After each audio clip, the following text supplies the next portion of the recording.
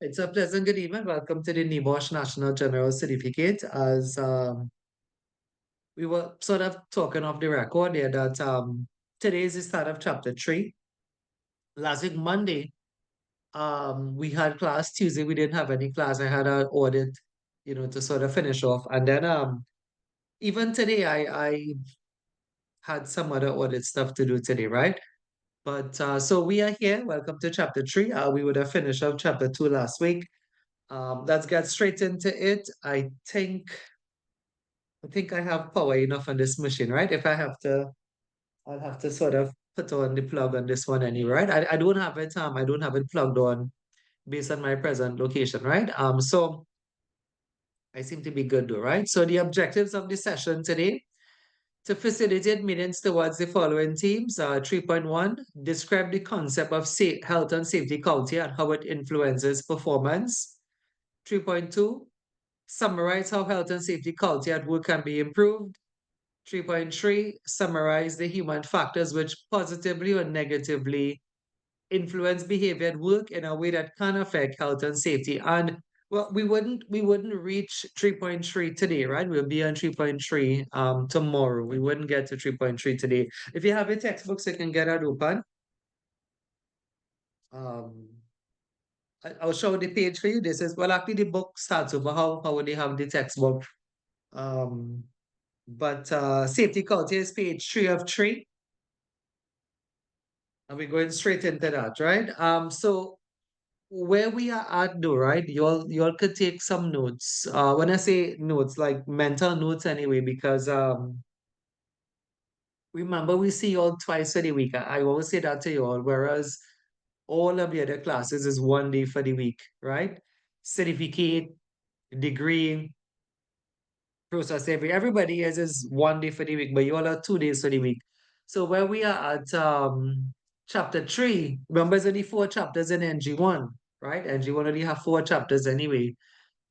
This is August month. So June we started, June, July, August, September. So October would most likely be your exam. I really don't see us not finishing because we see you all twice for the week, right? And so um August month here would wrap up chapter 3, even though chapter 3 is a bit longer. Chapter 4 would just be a couple of sessions long. So we'll probably finish in September, right? And we'll get ready for the October's exam anyway. Let's go into safety culture. This is the concept anyway. So the revision would have been what we did last week, Before we Monday, continue, and what page you said that was on in the book? it'll be page 3 of 3. Thank you. Right? You could just look through health and safety culture is the definition there. Health and safety culture is the definition here as well. Right?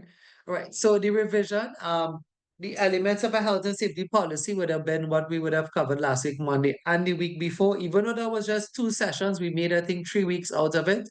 What influences the review of a health and safety policy? So maybe I can ask, because like I said, there's no real need to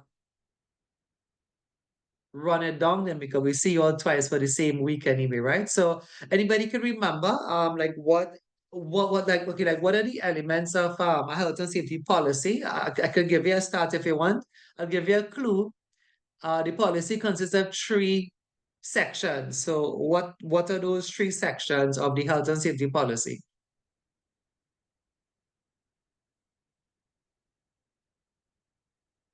Anyone? And this year I did get, like we did do well because you all answered the question. So I mean, it's only 6 of us, I guess. There's only 7 of us here today. 7.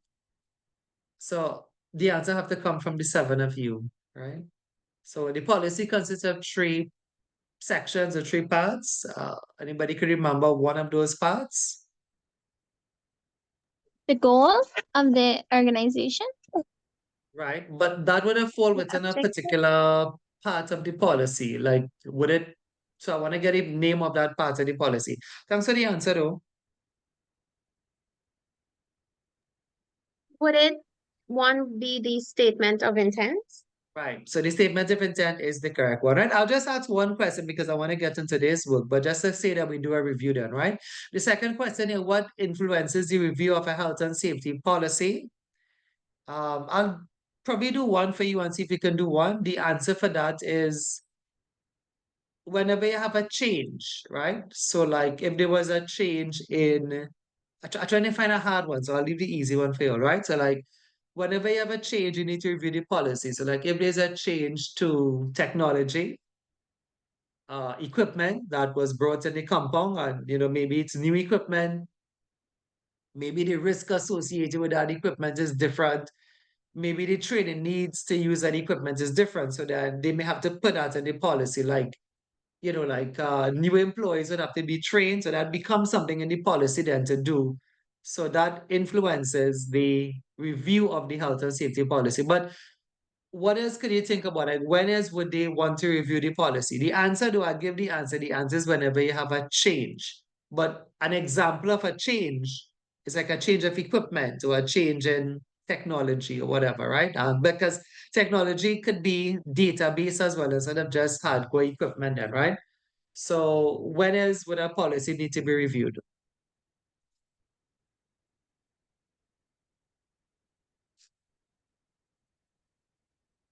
Anyone?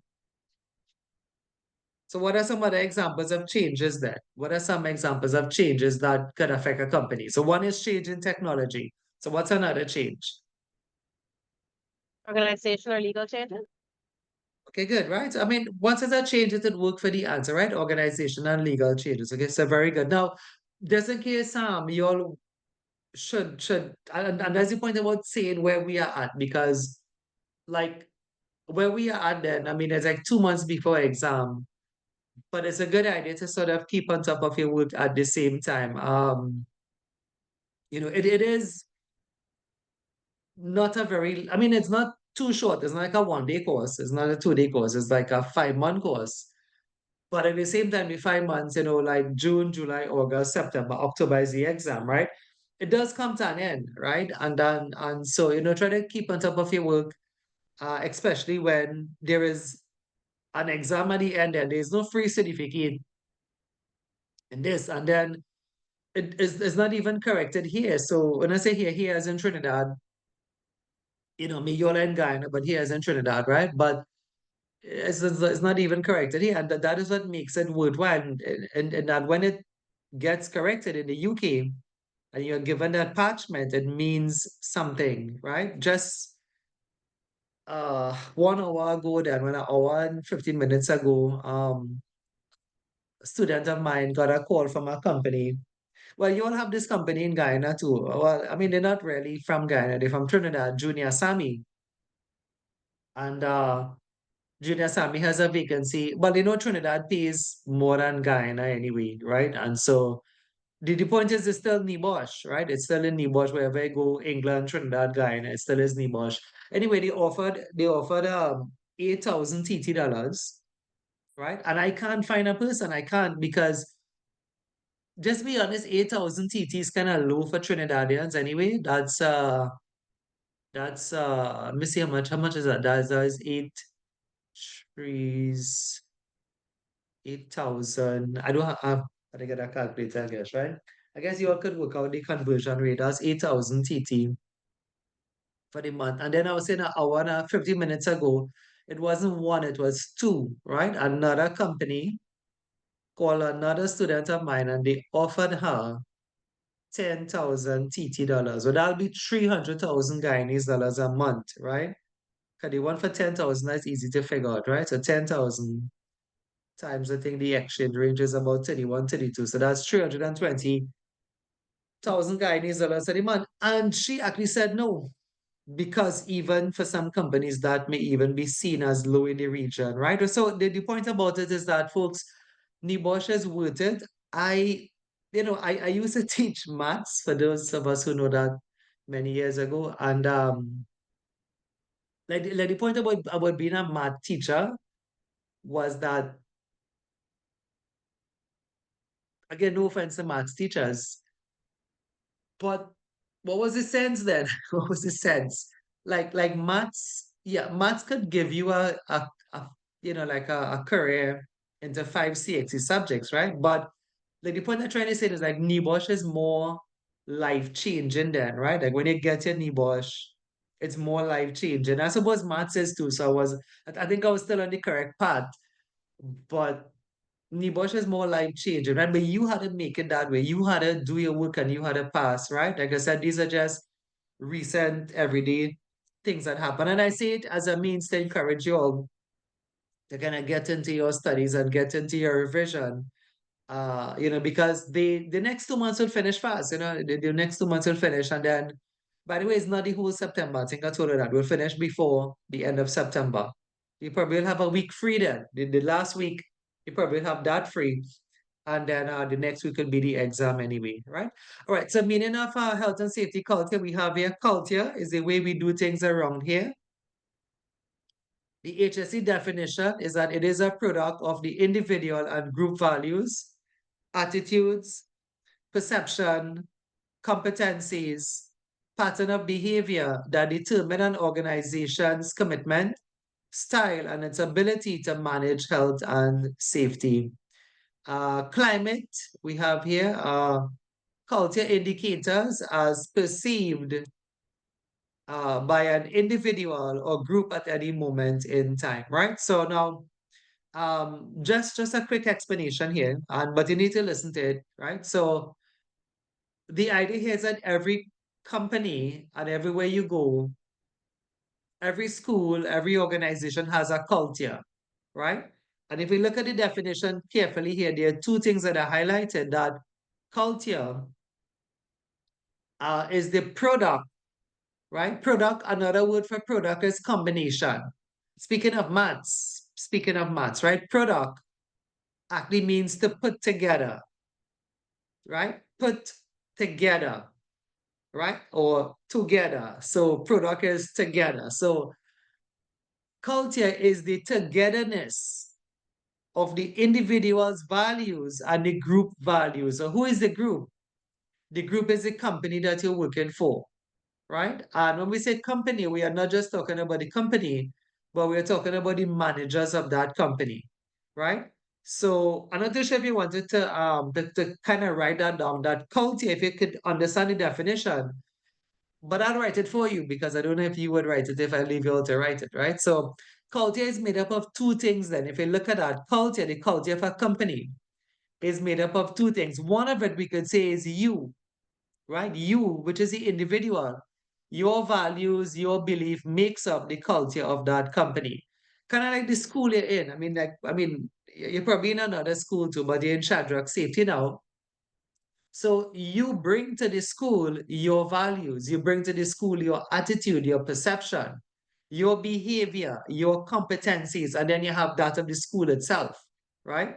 So the culture of the school then is if you heard about this school is that, the pass rates are good, right? The teaching is good, but then, you know, to get a pass rate, it can't just be the teacher because remember, I'm not writing the exam, right? So when you hear the pass rate's good, it is really a combination of two things. It's a combination of you, the student, and those who have been here before, as well as the teaching staff, right? It's not just me that teach, by the way. I teach a guy in a class, right? But we have other teachers on different courses. Remember, we do other courses, right? We just don't do one course. We do first aid, defensive driving, confined space, all of those sort of things. Anyway, we have different tutors on those, right? So anywhere you go to, people always say like the lecturing is good, any subject you do. So culture is made up of the management of the school here and the workers and the students and the trainers, right? So see if you understand that culture, like if you have that togetherness, right, then you have, or you probably would have a good culture of the school. Think about maybe the primary school you went to. Think about maybe the secondary school they went to. Think about maybe the tertiary school they went to or are going to. Shadrach Safety is a tertiary school, right? We have classes at TLI, which stands for Tertiary Level Institute, right? This is not primary school or secondary school. This is a tertiary level institute. And to just think about like what makes a good tertiary level institute then, right? What makes a good tertiary level school is that you have a combination of both the management and that of the students. And likewise, a company, it's the same thing. Like what makes a good company? You would have the the workers and the managers of that company as well, right? So please say that down. That culture is made up of two things. It's made up of you and that of the manager. So when they say the group, they're not just talking about the massive group of companies. They are talking about each individual manager contributing to the culture of the organization, right? So two things always make up culture. Now that's fundamental to understanding this course. And it's also very popular for exam, right? Tell me if you get it a bit, think about it a bit, think about the primary school, think about us here, think about a company, think about Exxon, think about the image they have, think about, whichever company you are familiar with. And why is that a good company to work for? Because the management is good. And then the workers are also good as well. Right? All right, I want to move on. If you could turn your page, those of us, see if you understand the definition. There's no need to memorize it because it is an open book exam. However, I did say past papers come from there, but this is just our first slide, right? So as it is our first slide, let me move to the other slide, right? The office phone is actually ringing, so I'm actually thinking, so people really call the office this late? I'm not normally here every day. My mom kind of stopped today based on some work I was doing. People really do call after hours, boy. Wait. All right, okay, I'm taking this off, right? All right, so moving on. So the next page, if you have your next page, that'll be page 4. What you'll see, just turn to page 4, you'll see what I'm talking about. That culture, if you look at page 4, can be positive or negative. See if you see that on page 4. And what that speaks to the fact that the same thing I showed you in the slide before, that if you have that togetherness, between the managers and the togetherness of the workers, what you are going to find that they have a positive safety culture. You understand that? Like if you have the company is saying then, right? Like for an example, let's say the company is saying that um the workers must wear PPE. This is the simplest example I could give, right? The workers must wear PPE, right? So this is from management, and the workers are wearing PPE, right? They are given the PPE, they put it on, there are no complaints, right? So you have that togetherness. And if you have that togetherness, you're going to find a positive safety culture. Let's read out this slide and then I'll get into negative, right? So there's a relationship between health and safety culture and performance. A good attitude and behavior towards health and safety is influenced by a positive health and safety culture, right? A positive attitude and behavior towards health and safety will reduce human failures, sometimes referred to as errors and violations. An organization will perform strongly in health and safety if you have a good or a positive safety culture, right? Will reduce human failures. Relationship between health and safety culture and performance. So you have better motivated workers who are more likely to follow rules and procedures. If you have that togetherness, you and the managers, right? You would have fewer accidents, lost time and absenteeism rate. You may have less fines because you have less accidents, you have less unsafe practices, you have less HSE matters with any regulatory authority, such as the HSE or OSHA. You may have a better reputation with customers and clients. And can you think of any other benefit of having a positive safety culture? What could be another benefit of a positive safety culture? Where Fine. managers and workers are on the same page. Literally, yeah.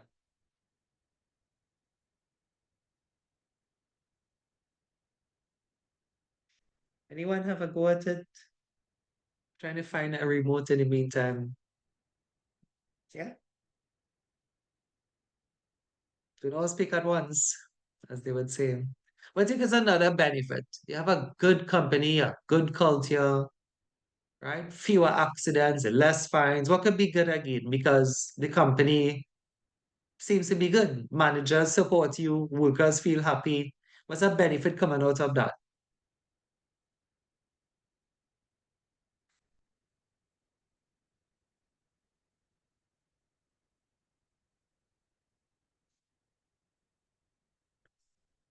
Again, it's only, like I said, in big classes, you can hide a lot, but there's only seven of us, so the answer is going to have to come from the seven of you. Sir, I would say that you have a low staff turnover because persons are fine with working there. Yeah, very good. That's actually in the book number on your page, right? Yeah, so that's good, excellent, right? Like if everybody's happy, it's a kind of, you know, I mean, no job would ever be perfect, right? But the thing is, okay, you're getting a good pay, there's some kind of security, job security, you are being supported as a safety. If you say, you know, uh I'm thinking of something unsafe. So if you say like, like this is unsafe, let's stop work.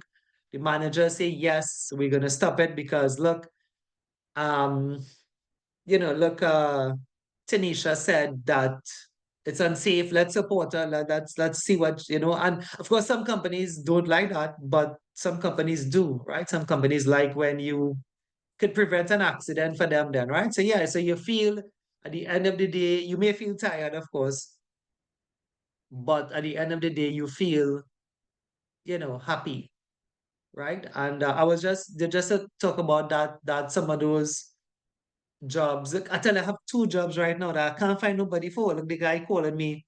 One of the call just now was the guy calling again. I can't. I don't have those students. I don't have them. A lot of the students who do NEBOSH, they don't stick around there. When I say they don't stick around, they get employment. Like you don't really remain unemployed for long, right? Literally, we have seen in Guyana the week after, 2 weeks after, 3 weeks after you get employment, right? Even in Trinidad here. And so, like the reason for mentioning this is because the girl I said who turned down the 10,000 TTs because she is supported in the company that she's at. I do consultancy for that company, right? And I know that there is that sense of value there, right? That like if you go to a bigger company, maybe it may just be a couple $100 more. But if you do feel supported and you do feel like there's room for growth, that in a year time you would be promoted and stuff, then most people would stay. So yes, I do agree that there would be some measure of staff retention, right? All right, let's. I don't want to ask too much because it's on the slide, and I'll kind of pinpoint it again when we come to the question, right? So they do have, if you watch page 5 now, right? But I guess we could probably mention negative indicators, but negative indicators is right here. Look them there, right? So even though we're on page 4, 5, the idea on page 4 is that if you have that togetherness, you'll have a positive culture. But if by some chance then like the managers are not supporting you, or you are the one that is given trouble, you end up with a negative safety culture, page 5, right? And so the idea here, if you wonder why do I have a speedometer here, the idea here is that is they say culture can be measured then. Culture can be measured. Like you can measure how much employees leave your company. Right? There are some companies like that. I don't know if you all know any in Guyana, but there are some good companies. Anywhere you go, there are some companies that people would be loyal to those companies then. There are some companies where, like the staff retention is high. Like people will spend a whole career in that company, they will spend a whole lifetime in that company, right? And then there are those companies that people just go for experience. If something comes up, they will go, right? They will, when I say go, they'll actually take on another job then, right? So what I was saying, like the idea with that story there is that culture can be measured. They can measure how much employees leave you for the year. So for the year you had, I mean, and this is no, I mean, maybe I'll just say So maybe for the year, two safeties left, right? The safeties got a better job. But why are they getting a better job? It's because of your salary, right? It's because salaries has been paid to you. But if the company was supporting you well with salaries, right? And of course, other social mechanisms then, right? Moral support and stuff. Then for the year, you will have the safety that got in there is not going to leave unless the person ready to leave, right? So life is like that. Sometimes you are just ready to leave, but if it's not job dissatisfaction and it's just something that you, in terms of your career and planning, that's just you leave, right? But the point there is that the point of a speedometer is that speed could be measured. You can look and see, okay, the speed is over 100, I guess this is what? This is nuts because this is a speed, right? This is a um what they call an accelerometer, I believe, right? So, speed could be measured. And in that same way, culture could be measured, right? So if you watch your book, what they show you in your book, page 5, you would see, and I have them here too, so let's watch it a bit. You see accident rates. You could watch anyone, is the same thing, right? Book or slide is the same thing. Accident rates, sickness rates, absenteeism, staff turnover, levels of compliance with safety rules and procedures. If you want to turn a page, you see the other one, compliance with safety rules. And the last one there, which is on the other page, complaints about working conditions, right? So these things could be measured then, right? And what I'm trying to say is that if you measure it and it's high, let me just grab back the marker. If you measure it and it's high, you end up with a negative safety culture. Think you get that? So if you say, if you want, you could write this one down. If you say a high accident rate, when you measure how much accidents you have for the quarter, you end up with the quarter is just 3 months, right? So you end up, let's say 2 for the months, you end up with 6. Now 6 is kind of high, right? Because you're supposed to have 0. The number of accident rates you target is 0. So if you have a high accident rate, right? There is that perception that whether this company is an unsafe company. A high, I put in here number of, and you would just put back the word in front of it. It's a high number of accidents, right? A high number of accidents. So not sure if you get what I'm trying to tell you here, that when you measure, if it turns out to be high, well, then you end up with a negative safety culture, or it could be representative then, right, of a negative safety culture. Because you are just measuring. So for the year you measure how much absenteeism it have. Now, if workers are that job dissatisfied, they will take days off as much as they could. You know them and I know them. Do you believe I worked for a company and never took a day off for about 10 years? So, like if you like what you're doing, I think I was telling you all last week, I think it was this class. If not, just listen to it. Like if you like what you're doing, there's no hours to it. There's no, like I guess like me. So I was saying, like, if you like what you're doing, if somebody likes to play cricket, basketball, football, you don't have to tell them to go and practice, right? I used to play basketball. I kind of stopped now. But whole day we used to play basketball when I was in high school, right? Um, like just after CXC there, right? Like I remember like there was this man, he passed away now, like in the village I grew up in. He would leave us playing basketball in the morning, go to work, and he'd come back in at 4 o'clock and still meet us playing basketball. I remember he stopped and he said, "You're wasting time." He said, "You're," but he didn't know. I mean, this was after CXs. I had finished my studies and whatever, right? So I was waiting results, this was 16, 17 years. And so the point of this is that if you like what you're doing, like there's no hours to it, right? So like things like absenteeism, if you like what you're doing, you'll actually be on work. Now you may take your regular days, your casual and stuff, right? And they don't really count that But if you're about a high number of absenteeism, 1 week you say you're sick, next week you say you have diarrhea, next week you say you have constipation, then it kind of may be representative that now these things may be true at the same time, but if it's consecutive then, right, that every Monday somebody's coming down with diarrhea or constipation, then it may be representative that the person is a bit dissatisfied with their job, right? So a high number of absenteeism, think again, it could be representative of a negative safety culture. A high number of sickness rates, a high number of complaints. People are complaining, right? If you look at the complaints folder, workers are complaining. So that may be representative of a negative safety culture. Tell me if you get it, because the only thing to say now again, and if you look at the book, if you turn the page, folks, if you turn the page, you'd realize if you turn the page to where high number of complaints is at, that's the end of what? That's the end of 3.1 already, you know. Watch your book and see for yourself. That's the end of 3.1 already. Right? I told you chapter 3 is not hard. Nothing in NEBOSH is really hard, but it's just work to do, right? So before I finish off 3.1, I just want to make sure that you understand what I was saying, that when you measure, it doesn't have to be bad enough. I mean, we have a high number off on the slide, but the point about measuring is that measuring could be good. So that's what I'm saying, sometimes when you measure, the absenteeism rates is low. So if you say a low number of accident rates, maybe you could write that one for yourself, a low number of accident rates, right? For the quarter, a low number of absenteeism, as what you all said, a low number of staff leaving your company. Well, then that's good, right?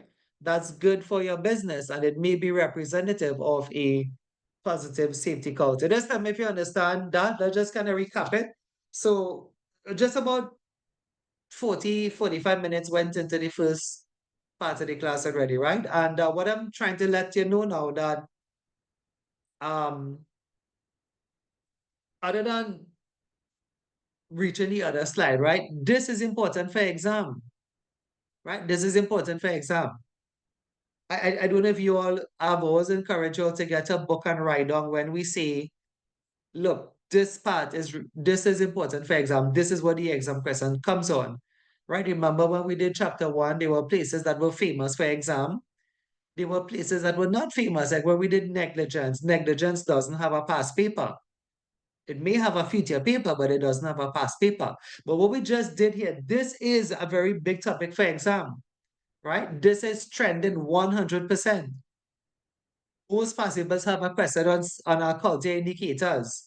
Some years it's good. When I say good, they ask what are the positive indicators.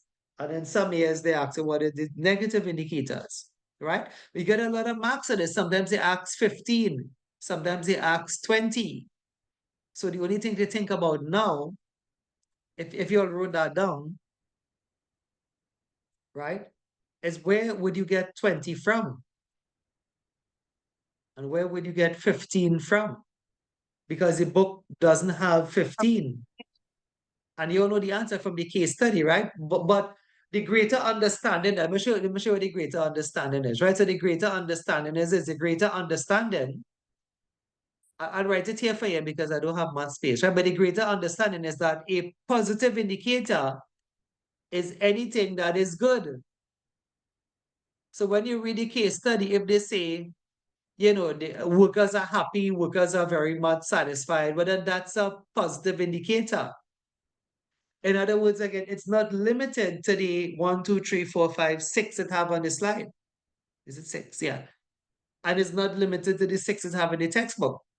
The greater understanding here as a tertiary level class is that what is a positive safety culture is anything that is good, right? And then I guess the opposite of that, what is a negative safety indicator is anything that is seen to be bad in the case study. Think you understand that?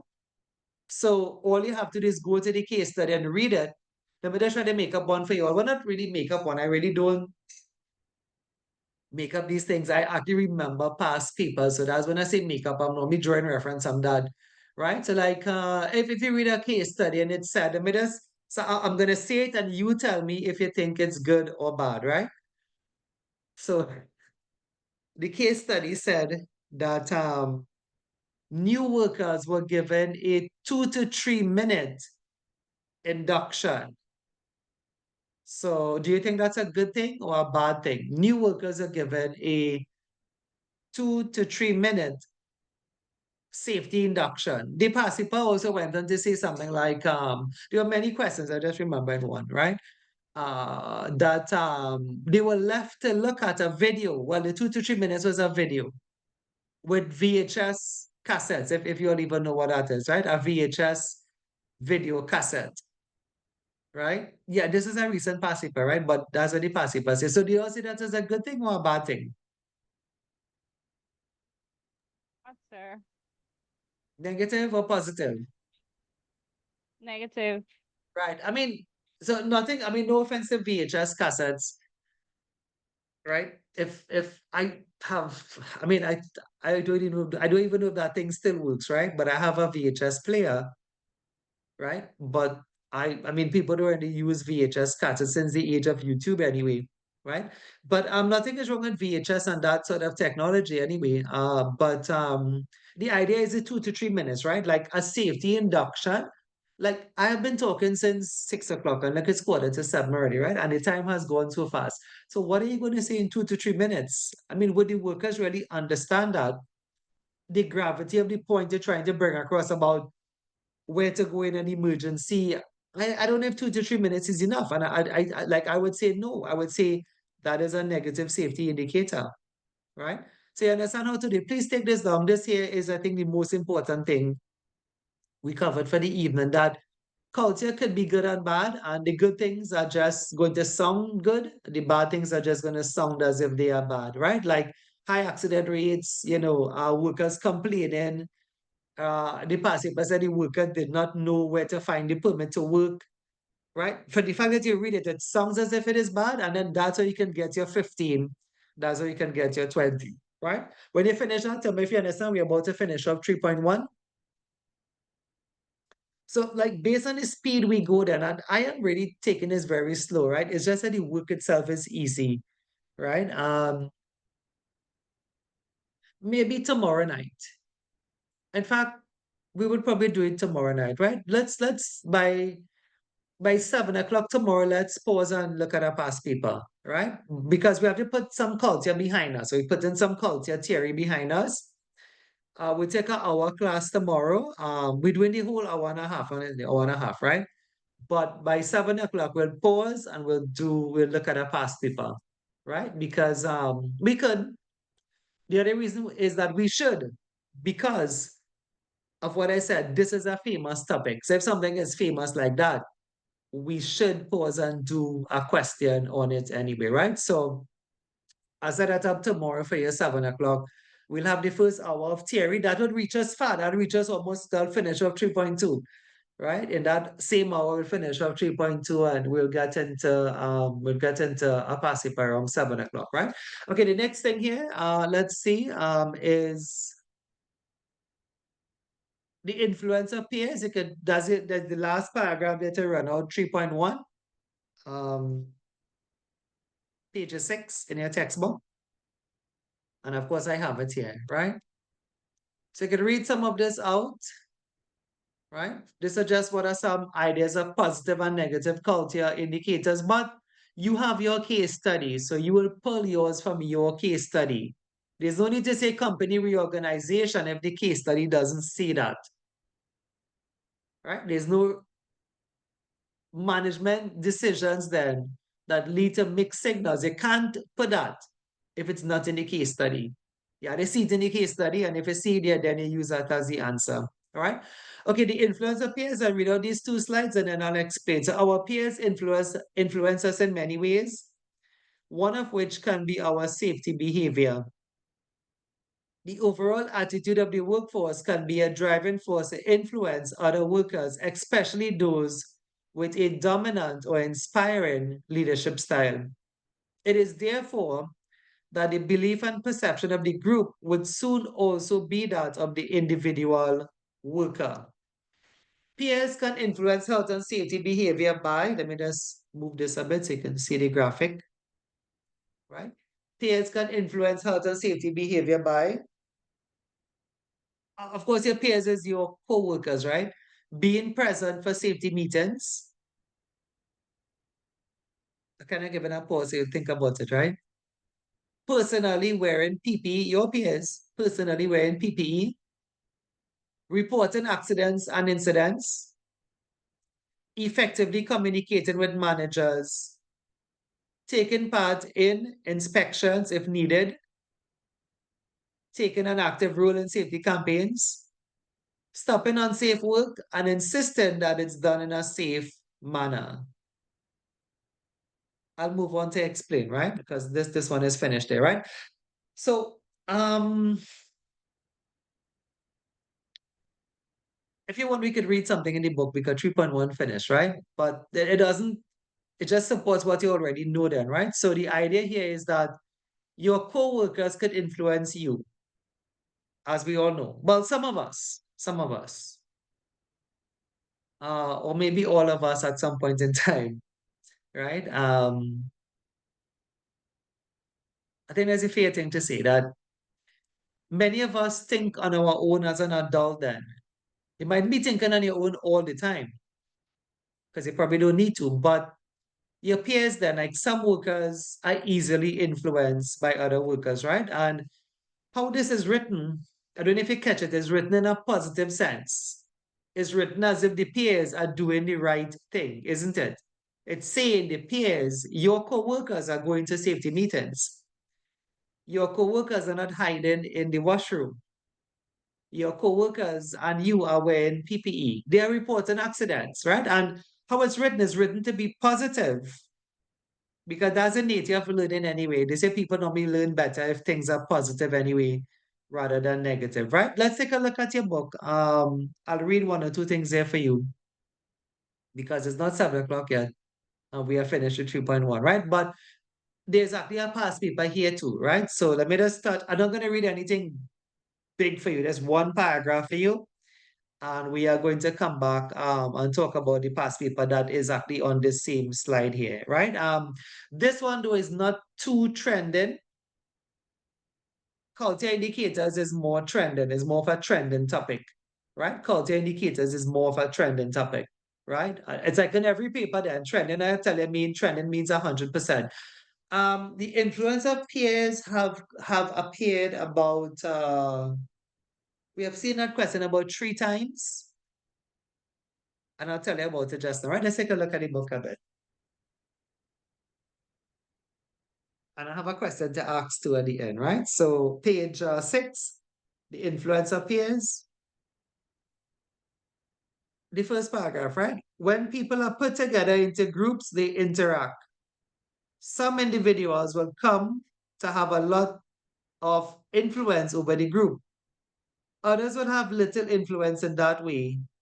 A hierarchy, often known as a pecking order, is established within the group. Certain ways of behavior will become the norm, which will often be established by the more influential members of the group. A person wishing to become a member of the group will have to comply with those norms. These pressures to comply with the group norms is called peer group pressure, right? So we kind of all know that, in some way, if we can go to the to the last paragraph, right? So one way to deal with the negative impact of peer group pressure is to tackle the influential people within the group who are the ones responsible for establishing group norms of behavior. If their behavior can be changed, then everyone else would likely change as well.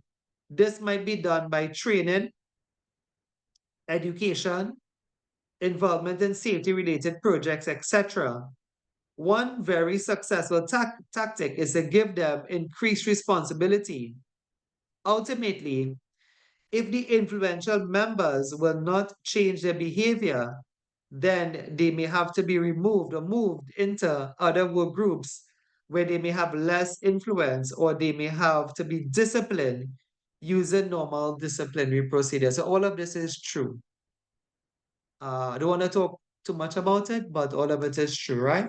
One of the ways to create change in a company, you always have influential workers then. that people follow. So a way to create change is to get those influential people on your side. Call them in or call them out. When I say call them out, like I have done this, like in a meeting, call them out before the meeting and talk to them, tell them this is what we want to do.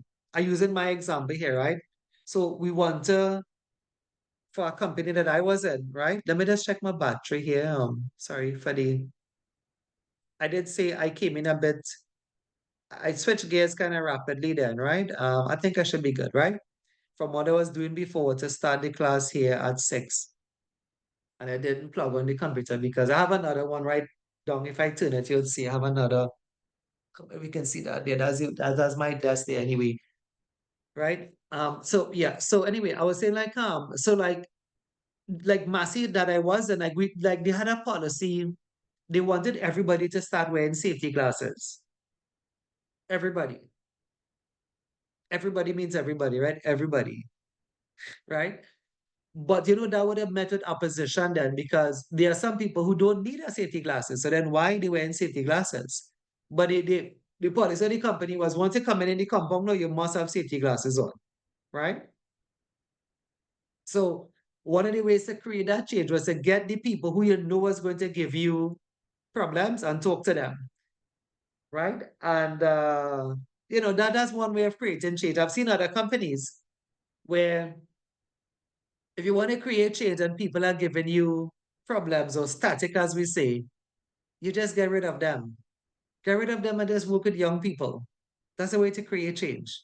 I've seen that one too. That one is not me. I just said I've seen it in another company, right? The manager fired all the old heads, start over fresh, right? Start over fresh with young workers, right? And nobody to say, I've been here 10 years, 20 years, we have never had to wear, or do the work this way, right? Fire them, send them home, right? And start fresh. Now, that is not me, I tell you, I saw it in a company. I'm just using it as an example where where change was created by removing people that and the way that manager could have done it because well, he was a young manager too.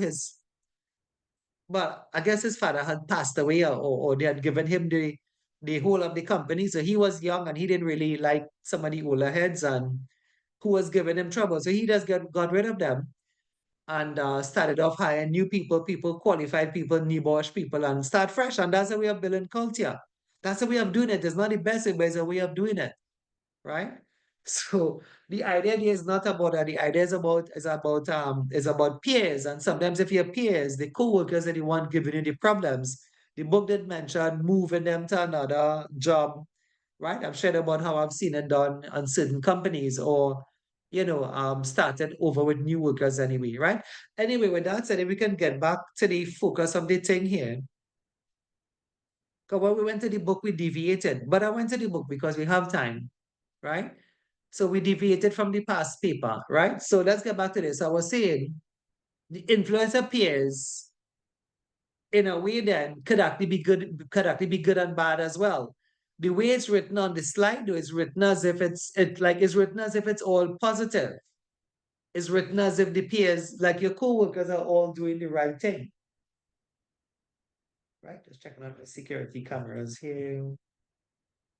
Yeah, it's written in a way as if they are all doing the right thing, but in reality, you all know that's not the case. In reality, you all know that your peers then may be not doing the right thing. They may not be going to safety meeting. They may not be wearing PPE, right? They may be the one that is not doing the inspection or not taking part in the safety campaign, right?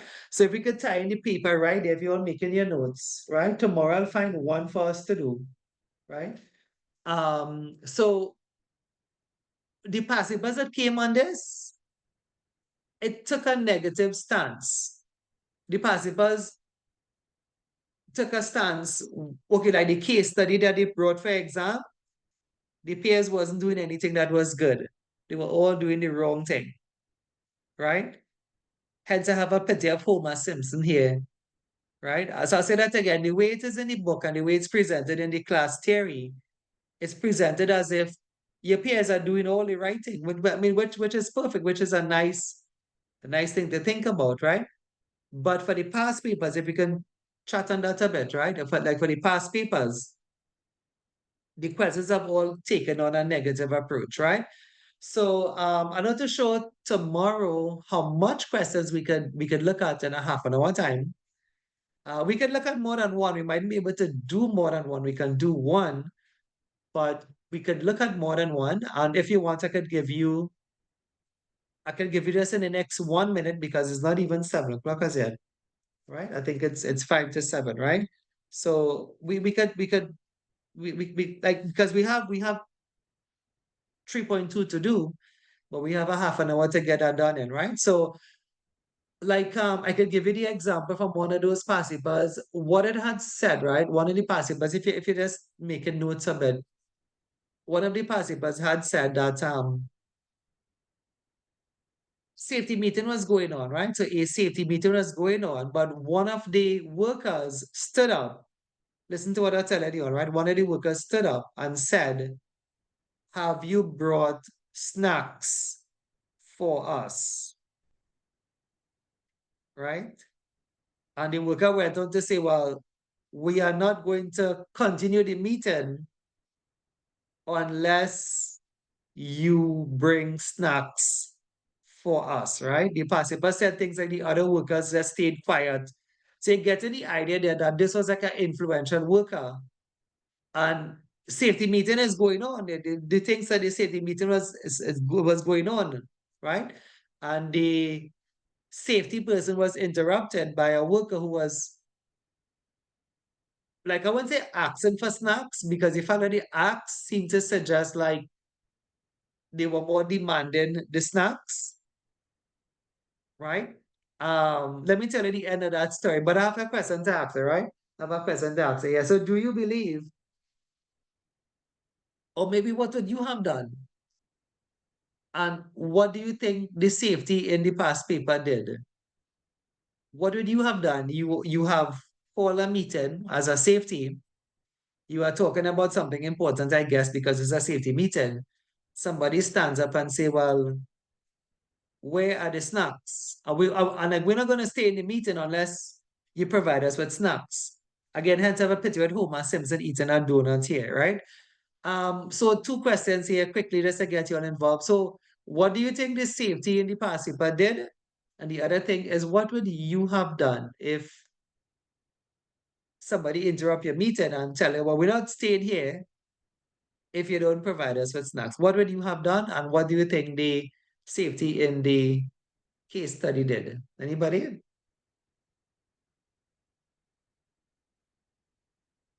Um, well, what I would have done, I would remind him that this is part of his obligation to be here as being part of the company, and he's not allowed to leave, whether they have snacks or not.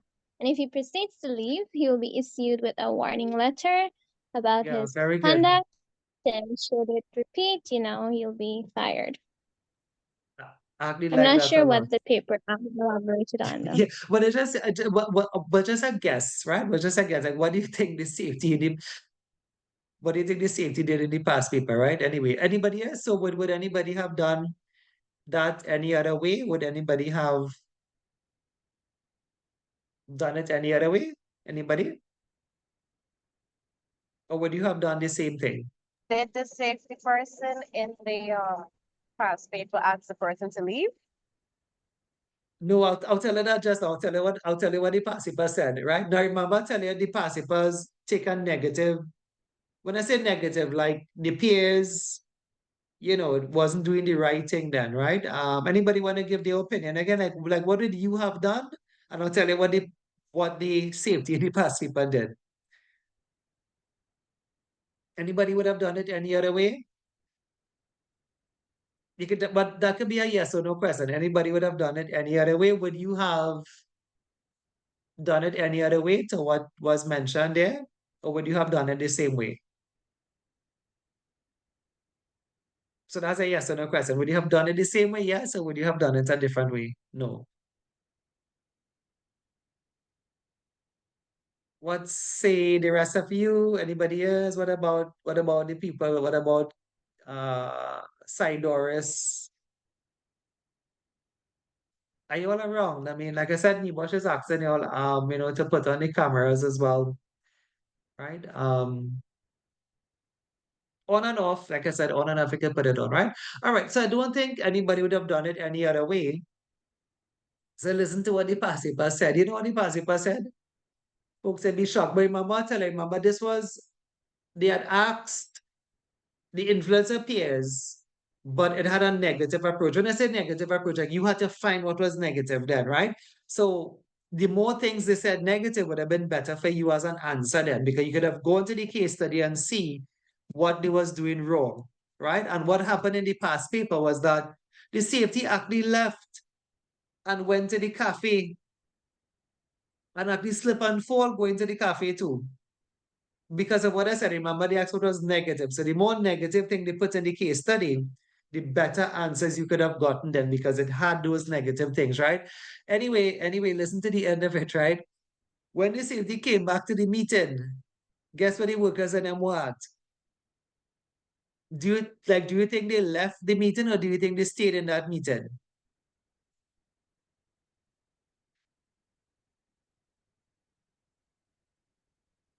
Do you think they left or do you think they stayed?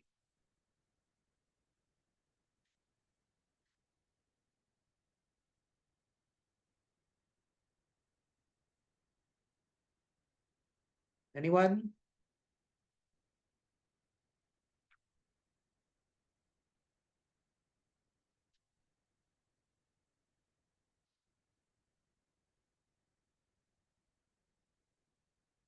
All right, so we have to get an answer to the question, right? So do you think they left the meeting or do you think they stayed in the meeting?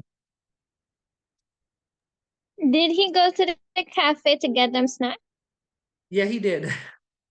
He slipped on the way too and fell. Um, it's just a thinking, it's just to get you involved, folks. Remember, Zoom can be very, this is the one downside I do like when you say you all don't take part in it, right? But Zoom is very interactive if you let it be interactive. It's just an opinion-based question. It's not really a right or wrong answer, right? So do you think they left or do you think that they stayed? It's not really for marks. It's just to get you involved in the class a bit. Anybody want to take it from here? Do you think the workers left or do you think the workers stayed? It's stayed. They stayed, okay. Well, thanks for the answer. The passive party said the workers and them left, right? And so, like I said, culture questions are lovely questions because it's easy.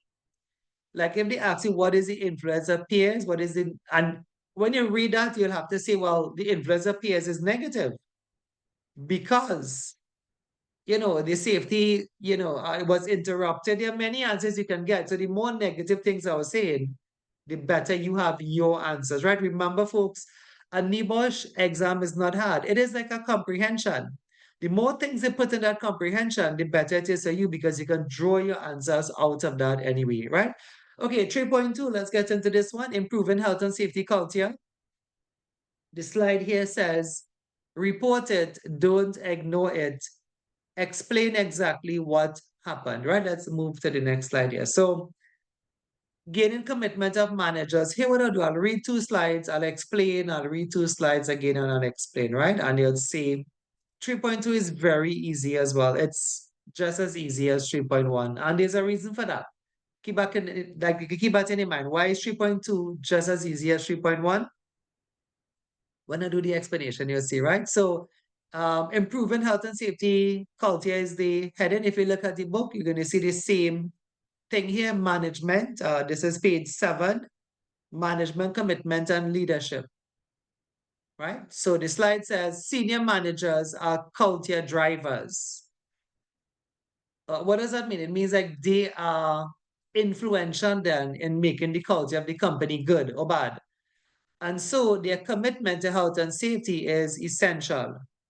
If the organization treats health and safety as a shop floor task, shop floor means a low level, right? Then the organization will fail to manage health and safety, which will influence culture. Health and safety policy and procedures should be endorsed by senior management so as to engage those senior managers. Same heading. If you want to turn the page, it may have some there, but actually no, it's on the same page, right? So promoting health and safety standards by leadership and management. So visible commitment to health and safety motivates employees towards their commitments as well. For example, if managers begin to do walkabouts, that would show visible commitment to health and safety. If they start talking to the employees, they say, Frank, how are you? How are you today? And they do that consistently, it's going to improve safety culture. Management should practice what they preach. If they say PPE must be worn, they should wear it as well. If they say, like speed limits must be adhered to, they must not be speeding with their Mercedes Benz. They should still follow the speeds limit then, right? Management should praise good performance as be as visible as possible when they do it. Health and safety should be part of the agenda in management meetings. Just think about what you're reading. Most of the times management meet to talk about finance, but they should talk about safety too, right? Where possible, managers should use appropriate disciplinary measures, right? And that could be used as a tool of promoting health and safety. For example, let me use a simple one. If the company policy was, I use it the simplest one I could think about, right? If the company policy was no drinking alcohol, during the course of your time in the day then, right? And workers work on drinking alcohol, right? So what does the managers do now? Now they are being looked at. The managers are visible. They are being looked at. They're going to have to discipline those workers. If those workers are their friends, which sometimes it is, right? That's just how companies are. Eventually, you and your manager will become a friend, and they may have taken a drink because it's Friday. The manager will actually pass and drink as well. But this is what I'm saying. Like if the managers want to be effective, they need to hold the standard then. Managers should practice what they preach. And the policy says, there's a zero tolerance on alcohol until 4 o'clock. Then wait until after 4, right? And if you are caught, even if it's Friday, 2 p.m., but then you have to discipline because you see, if the managers don't discipline the workers, they say, Frank, we say we're going to take a drink today, but we say 4 o'clock. We say when I'll finish work, I'll start the thing early. And now, you break the company policy because if they don't discipline, like the managers, like the rest of the workers will just get the idea, well, these guys are not serious, right? They say one thing, managers should practice what they preach, but they do something else, right? So that's a hard pill to swallow, especially maybe in Guyana and in Trinidad. But around the world, I mean, and I know companies too, we have very good companies here, you all have very good companies there. Nothing is wrong, right? But do your thing when it's after working hours anyway, right? And in that sense, and there are very good companies here that they don't mix any matters. That's grounds for termination and whatever have you there anyway, right? In the safety industry anyway, right? So the heading there was improving health and safety culture. The focus here is managers need to hold the standard. Managers need to do what is right. They need to sign the policy, practice what they preach. They themselves must follow, safety protocols, must wear PPE.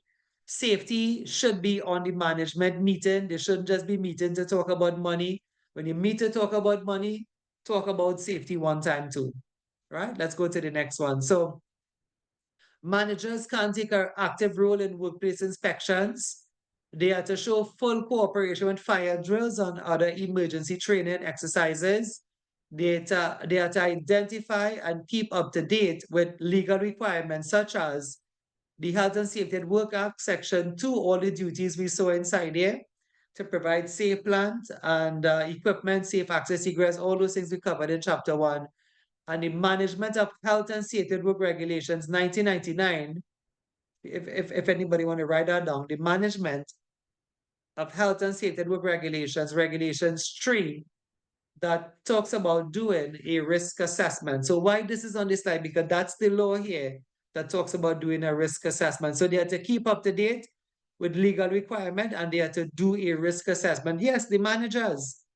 The managers Sorry, can't do a risk so assessment. They can be part of the the management team. Yeah. regulation, the reference, can you repeat it? Sure.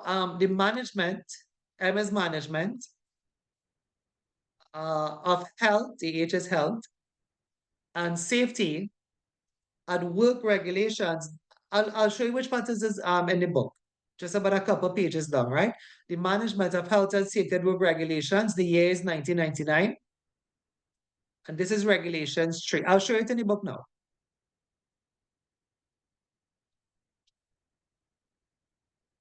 So you just have to go to 3.4. Are we on 3.2? But you're spotted on 3.4. If you have the book, you'll see it on 3.4. The page is page 25. If you just go to page 25, if you have a highlighter, you can highlight it. You'll see it there. So go to page 25. And if anybody is on page 25, you'll tell me what's the heading because I just tell you what that section have to do with it anyway. What's the heading on page Assessment. 25? Say it again. Risk assessment. Yeah, as I said, that's the law for doing risk assessment. And if you watch page 25, you'll see it in bold. You see it in bold letters then the Management of Health and Safety and Work Regulation 1999, right? Well, I don't have the city year in your textbook because certificate students don't get a mark for the year. The degree students have to say the year. So those of us who have been in the Bosch then, we kind of say it together, like we can't separate it. Like a NIBO student, a degree student wouldn't be able to separate those two things because it's just culture. Speaking of culture, so when you say the Management of Health and Safety and Work Regulation, you say 1999 with it one time. When you say the HSW Act, you say 1974 one time. But as a certificate level student, they don't really penalize you all for not saying the year. Degree students, if you don't say the year, then you don't get it correct. Right? So that's how we kind of learn it anyway. Anyway, back to the point. The point is not about page 25. The point is not about the point is managers should do a risk assessment too. They need to cooperate with fire drills. They need to take an active role in workplace inspection, and they can be part of the risk assessment team. Right? So let's get to the next one. If you go back, I guess you'll have to go back to the pages now. You go back to where we left it. We were on page 7. If you go to page 8, you're going to see the same heading, competence. Competence. Competent worker. Right? Let's have a read of this on the slide first. So definition, and the definition is here. So the definition there, right, for competence. So an employer must use competent people. That's regulation 7 of the Management of Health and Safety at Work Regulation 1999. An employer must provide competent persons with adequate time and resources to perform effectively. That's again regulation 7 of the Management of Health and Safety at Work Regulation 1999. An employer must provide adequate arrangements to ensure that competent people or persons cooperate, procedures, meetings, appraisals, right? Wherever you have those taking place. Let's see what competence is. So competence, which is not an exam question, right? Competence is defined as a person. Think about yourself or somebody that you think is competent. This could be this could be an electrician. It don't have to be somebody in safety. This could be a plumber. This could be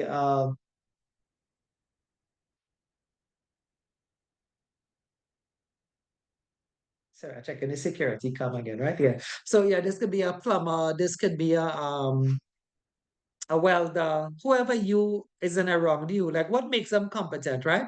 So they say competence is defined as a person with practical and theoretical knowledge, as well as sufficient experience of a particular health and safety aspect to allow for the assessment of the effectiveness in relation to its objectives, target, and function. Well, the first piece of it kind of is the answer, right? Competence is defined as a person with practical, I stop and so that you think about what I'm saying, right? Practical and theoretical knowledge, as well as sufficient experience of a particular thing then. If it's a plumber with safety, if it's an electrician, right? If it's a cook, a chef, a dancer, singer, what makes them competent? But a singer mightn't have to be certified, right? But I suppose a chef may have to be, right? What makes a person competent? How are they seen as competent? So listen to it. Theoretical knowledge is a certificate. They have a certificate, right? So they have a certificate, but a certificate alone doesn't make you competent. Experience as well makes you competent, right? So you have a cert and you have experience, but there's actually one thing missing again, which is practical. What is practical? Practical means you know what you're doing. If you want, you could write out and decide it. This is not an exam question, by the way. This is just, we're getting into this and it's getting late, so we'll have to stop in a bit, right? But we pick it up tomorrow, right?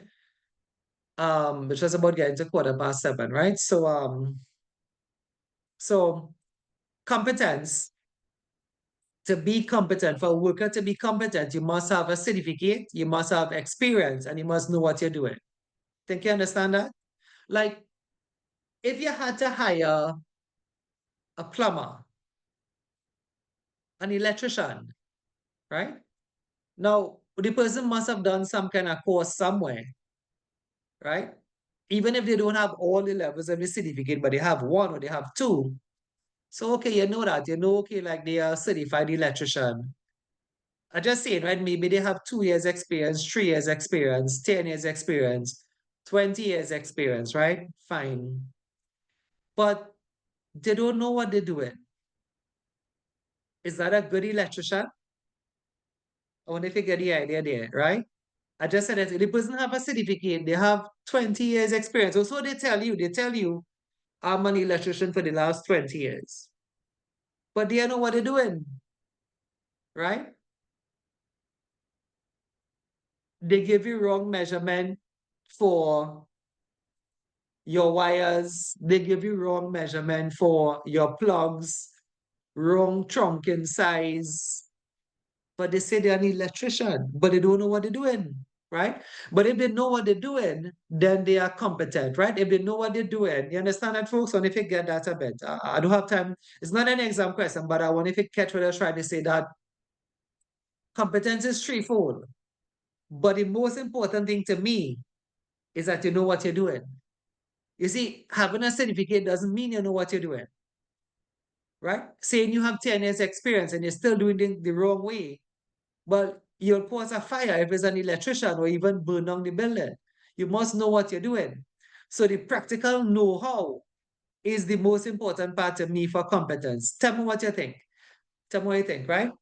Once we finish with that, I'll just want to show you something in your textbook and we'll finish for today. Do you all agree that of the three things that make up competence, certificate, experience, and know-how, that know-how may be the most important one? Because if you had to hire somebody to paint, right? I'm just using common examples. The painter say he did a course. The painter said he painted for 10 years. But when you give him to paint, he mess up your paint job. Right? He didn't know what he was doing. Right? And how could he mess up painting? Painting is simple. Painting is, that's how I use painting as an example, right? You can't really mess up painting, man, right? So painting is simple, right? Anyway, what do you think? You think practical is the most important, or you think certificate is the most important, or you think experience is the most important? However, the definition does say it is all three.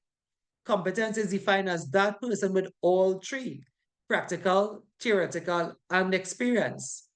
Do you all agree to that one? Well, it's the definition, so you have to agree to that one. But do you agree to what I was saying, that sometimes people do get hired and they don't have a cert and they don't have 10 years experience, but they know what they're doing? The guy who is building the structure or whatever, he know what he's doing. He mightn't have a certificate, but his past jobs, somebody could reference him and say, yeah, he does really good work. He's a good plumber. He's a good builder. If it's some furniture or whatever have you, right? What do you all think? Or have you all fallen asleep? Right, the last thing in your textbook, right? Well, for today, well, not the last thing in but the last thing, right? And I'll have to pick it up right here tomorrow. So this is like even tomorrow we start, we had to repeat what we say in this last 5 minutes now, right? So the last thing here is that you realize in the book, you're gonna see effective communication is the next thing there on page 8, right? So the idea is that the company can influence you by effective communication. If you watch your book, you'll start seeing that. So if the employee is somewhat not on the same page then as the manager, the companies can try to bring up the attitude of the workers there. They can try to change their workers' behavior. They can try to talk to them. Hence, you see verbal communication here. You can give the written warning. You can give a graphic. A graphic is like a video. That worker who doesn't want to wear the PPE, that worker who doesn't want to attend the safety meeting, can be shown a video of what we were going to do in the meeting. We're going to talk about, safety in a confined space or something. And that was important. Because if you wasn't there and you get in trouble in a tank or a vessel, well, you could actually die. You can show the video of an animation of that then. Oxygen deficiency, right? So that worker who previously thought, well, this meeting was going to waste my time. And, that worker who may be giving the company a bit of issue in following rules and procedures, by effectively communicating with them, we can change their behavior. And see if you've seen that in your book, right? So what do you have? They have the three means of communication. If you watch your book, you're going to see verbal, written, and graphic. See if you see it in your textbook. But we won't have time to go into it but what I wanted to understand is the concept. Because remember, they don't test book knowledge. So have you understood the concept? I'll repeat the concept again. The concept is this. If, remember the heading is improving health and safety culture. If the workers are not on target then, if the workers are being troublesome with their management or the management team, the idea here is that the company can actually begin to influence them. And the way to influence them is to effectively communicate with them. They can effectively communicate with them by verbal communication, written communication, and graphic communication. So we're going to pick it up here tomorrow because what I wanted to understand is that it's not really about verbal, written, and graphic. I say that again. It's not really about what verbal communication is. It's not really about that because it's under the heading of improving health and safety culture. The only reason we're talking about verbal communication is that it's a way of it's a way of influencing the worker to improve their health and safety. The only reason we're talking about written communication is a way to improve the worker concept and behavior in health and safety. And the only reason we're talking about graphic communication, because this is not social studies. These are topics you'll find in your CXC social studies paper. But this is not social studies. In truth, then, we are not really looking at verbal, written, and graphic. You are not going to get a question on that. So we're going to take it from here. Please listen back to the video. I don't know if I get a chance to post it tonight, right? But make your notes, right? Make your notes. The notes are saying we are not really talking about verbal, written, and graphic, or the only reason we're talking about verbal, written, and graphic is that it is seen as a means of improving health and safety culture, right? We are going to have to leave it right here for the night. I have to still get home, so that's it here for tonight, right? I think I left the register on my side. Just give me half a minute. I'm gonna leave the camera thing on just to get to the other side to get your register, right? And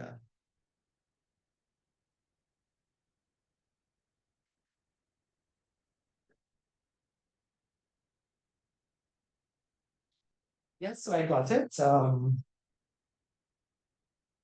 think the get now is a pen, right? As I said, I'm not on my desk because my desk is actually filled with other work at the moment. Let's get a pen as well.